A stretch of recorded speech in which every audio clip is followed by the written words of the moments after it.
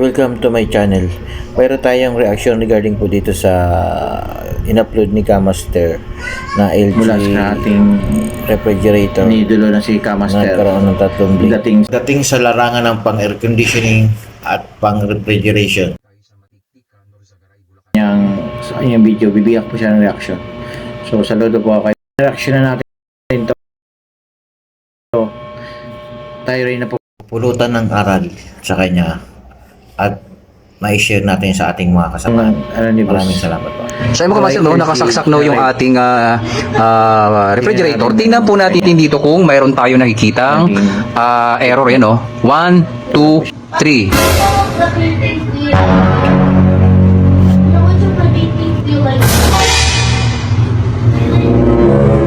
Nagkakandak ng general check-up and diagnosis sa ating IPM, sa compressor, sa lahat ng parts. So, maya-maya lamang mga kamaster, no? So, ay mga kamaster, no?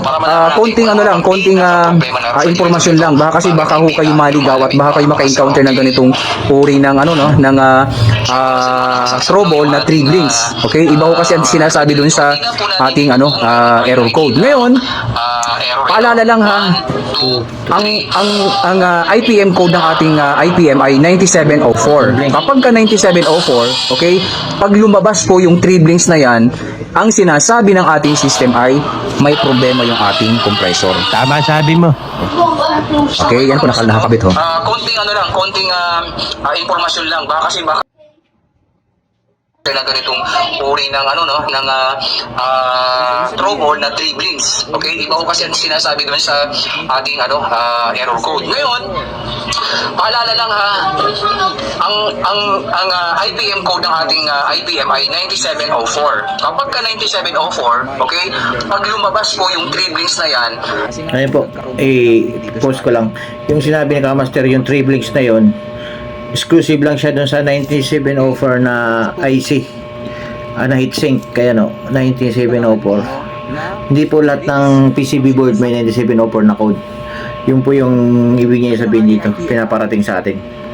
So dagdag to kalaman sa kapwa ko technician. Compressor ang problema. Malaking bagay kasi ito. sa ibang, ulitin ko, sa ibang mga LGI, pag 3 blinks, iba naman yung sira. Kasi baka mai-apply nyo ito dito. Paalala lang ha, huwag nating i-apply yung ating natutunan sa ibang LG sa 9704 na IPM code. Baka ho tayo maligaw. Kasi baka sabihin nyo, palitan lang yan ng thermostat, palitan lang yan ng sensor, ganyan. Error dito ay 6 blinks mga kamaster. Okay? Paalala ha, huwag nyo pong i-apply yung dito. Okay? Kasi baka hanapin nyo, hindi naman 6 blinks eh. Paano sira ang compressor? Hindi naman 6 blinks. Okay, patunayan natin. Okay, para maniwala ko kayo, may dala-dalahan po. Okay, mechanically.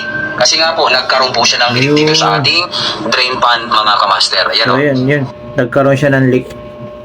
So, kaya pala na nagka-problema ang compressor.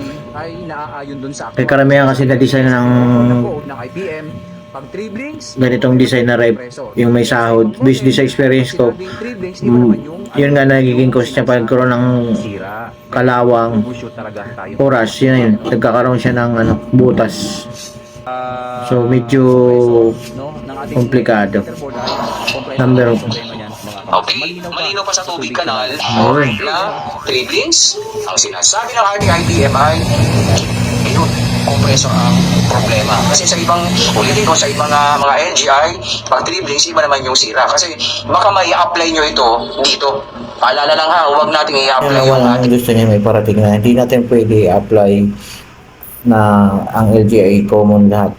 Tulad nung special case na 9704, may case siya na iba talaga sa regular na ginagawa natin.